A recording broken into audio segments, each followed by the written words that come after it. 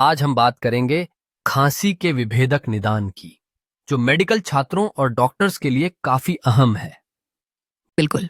खांसी एक बहुत आम लक्षण है, लेकिन इसके पीछे कारण कई हो सकते हैं। क्या आपको लगता है कि हर खांसी को एक जैसा समझना ठीक है? नहीं, बिल्कुल नहीं। खांसी की अवधि, उसका स्वरूप और संबंधित लक्षण बहुत मायने रखते हैं। आपको सबसे पहले खांसी का प्रकार पता करना चाहिए। क्या वो तीव्र है या पुरानी? हाँ, तीव्र खांसी आमतौर पर 3 हफ्तों से कम रहती है, जबकि पुरानी खांसी 3 हफ्तों से अधिक होती है।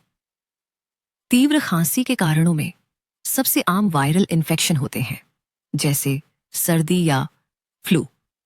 और कभी कभी एलर्जी या अस्थमा भी तीव्र खांसी का कारण बन सकते हैं। लेकिन अगर खांसी के साथ बलगम है तो बैक्टीरियल इन्फेक्शन पर भी शक हो सकता है। सही कहा। अब अगर खांसी पुरानी हो जाए तो हमें TB, chronic bronchitis, asthma, post nasal drip जैसे कारणों पर विचार करना चाहिए।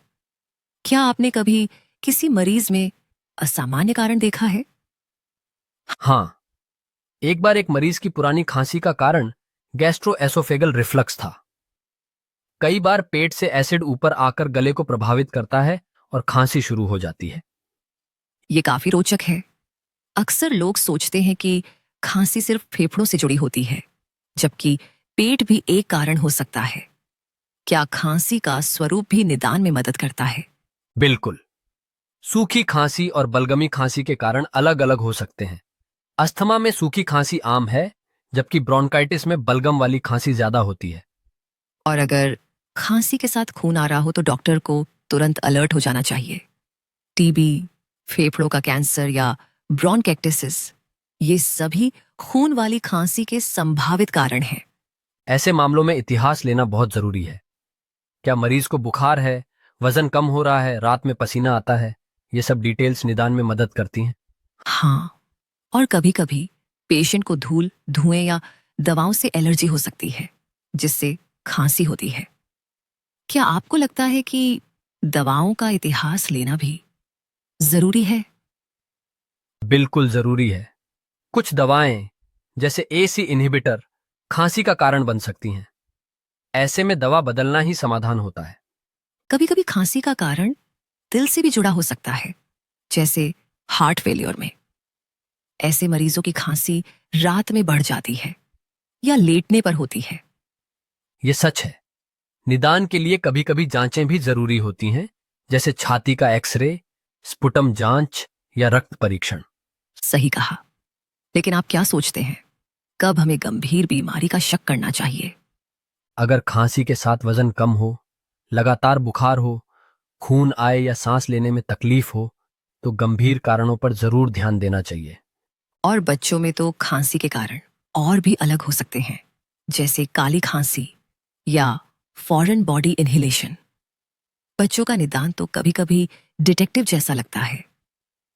सच में, कभी कभी बच्चे मूंगफली या छोटा खिलौना निगल लेते हैं, जिससे अचानक खांसी आ जाती है। ऐसा मामला मैंने खुद भी देखा है। यही वजह है कि पूरा इतिहास और शारीरिक जांच बेहद जरूरी है। कभी-कभी छोटी सी जानकारी बड़ी बीमारी को पकड़ने में मदद कर सकती है। और मरीज के पेशे और आदतों की जानकारी भी निदान में मदद करती है। जैसे मजदूरों में धूल के कारण खांसी या स्मोकिंग करने वालों में क्रॉनिक ब्रोंकाइटिस। सही।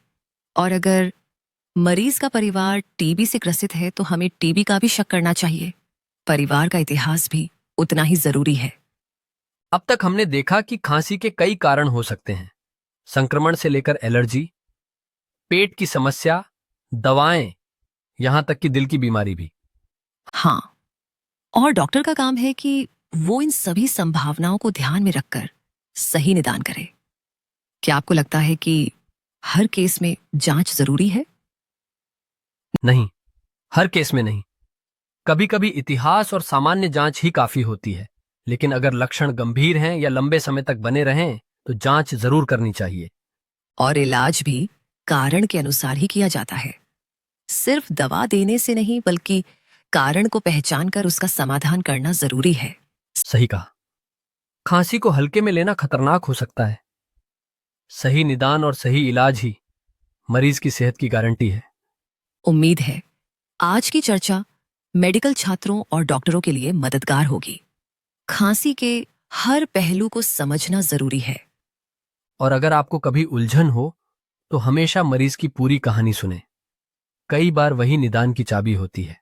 तो आज के लिए बस इतना ही। सोचिए, अगली बार जब कोई मरीज खांसी लेकर आए तो क्या आप हर संभावित कारण को ध्यान में रखेंगे? यही सोच एक अच्छे डॉक्टर की पहचान है। धन्यवाद।